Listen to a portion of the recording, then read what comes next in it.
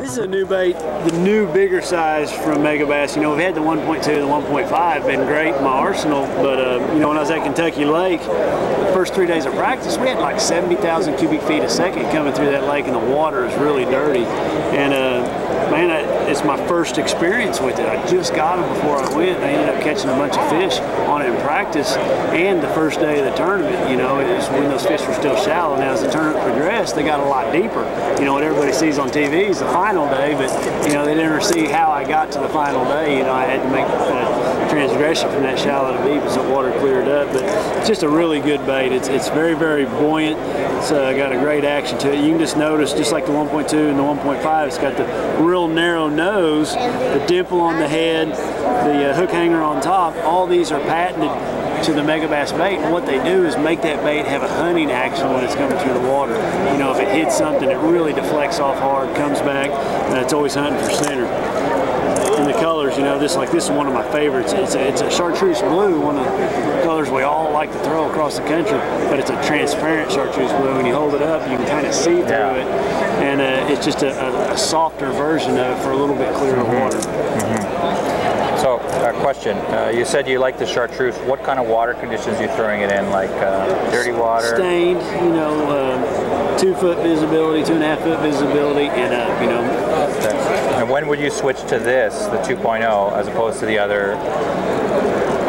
This is the first one I'm going to have tied on. I'm not a big fan of smaller baits, you know, 1.2, 1.5. I feel like all of America and all of the crowds out there that are on lakes are throwing those smaller baits. There's something in their mind when they go to tie on a big bait, they feel like they're not going to get as many bites. But for me personally, I go big right off the bat. You know, I'm looking for bigger fish. I'm looking for, they didn't see it.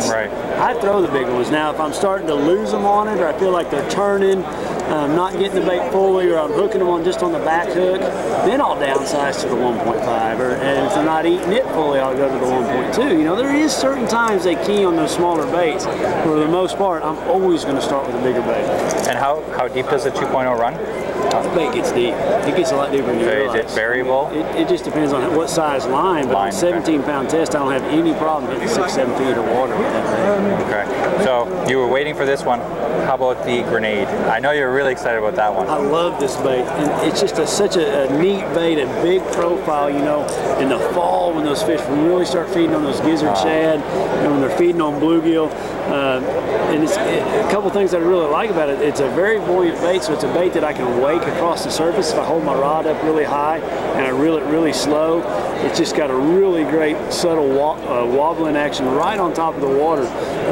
Reel it a little bit faster. It's still got that real wide action, and it's a great square bill, but it's not going to get too deep. It's what I like about it. It's always hard to find a big profile bait that doesn't get too deep. You know, you can look everywhere around. You know, a problem with them all is they get too deep, and you know, you want a bait at times to stay above a grass bed, or to stay, you know, if you're fishing lay down logs, I want to throw a big profile bait, but I don't need it to get too deep. It gets too deep, so you get hung up all the time. So it's a really neat bait that's got a lot of buoyancy that I can fish it shallow yet. And I would say, like, this is by far one of the, I would say it's one of the biggest crankbaits I've seen. Would you say this is a bait you would throw when you have a full bag and you're looking to call and get that big one and put you over the top?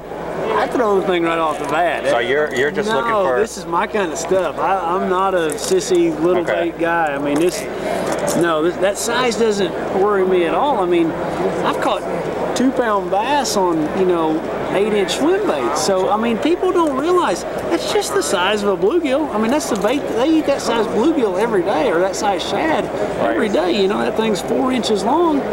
It's not that big. It's just in people's heads that they think it's that big, you know? So anglers that might say, well, you know, the grenade, it's just too big of a bait. It's never too big. Bass are always looking to eat. And that's been your experience, right? No, I mean, look at this. This is a 10-inch bait. I saw that. I mean, I've caught 3-pounders on this bait. Really? Yeah. And they'll take it, how far will they take it in? Like, they'll take it all the way up to the head? They'll hit that thing right at its head, you know. Trying to kill it. And then, you know, they'll come back and eat it. That's the great thing about this bait here. It's got, you know, the swinging hook that you're going to get a good hookup, but it's more of a mental block I think people have with it. Right. You know, and I'm learning, you know, I was the same way when I started fishing. I was the same exact way. Too big. I'm just learning, you know.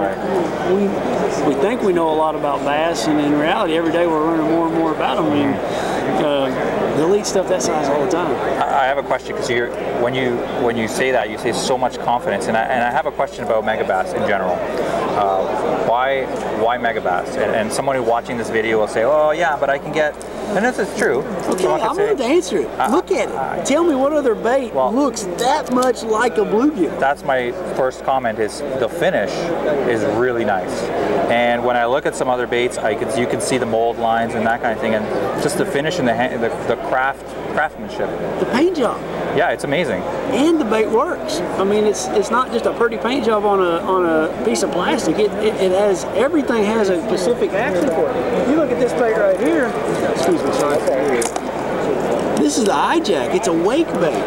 Look at how that is balanced in there perfectly. I am just barely moving that bait side to side. So when that thing's waking across the top of the water, it doesn't take anything to make that consistent rattle. You know, with conventional wake baits, you know, they have rattles in them, and you know, none of these baits here, but you know, you may get a noise out of it, you may not. This is going to be a consistent noise all the way on your retrieve, the entire way in.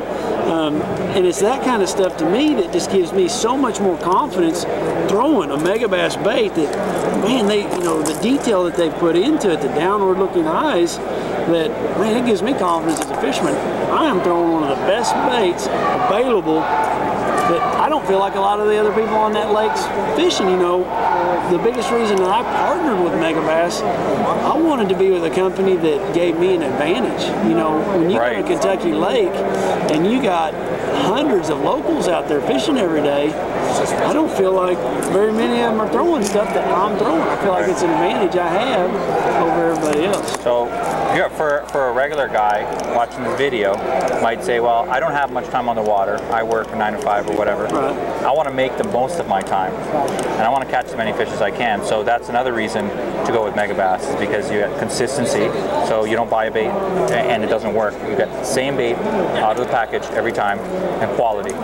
Most realistic thing out there. I mean, they match what fish are feeding on better than any other bait. Look at the bluegill pattern right there. That's really nice. There's just nothing else that looks like that. You know, if I get in a really clear water situation, I've got that shad pattern there, but yet you can see through it. So, you know, a fish can't hone in on a bait like that. You know, if it was solid, on a clear water situation, they can see that that's, you know, may not be real. So, you know, just they have every little bait or application that I have that I need for whatever water conditions that I'm going to come across. Wow. Okay, cool. Thanks, Edwin. Oh, thank you. Good, always good talking to you. There you have it.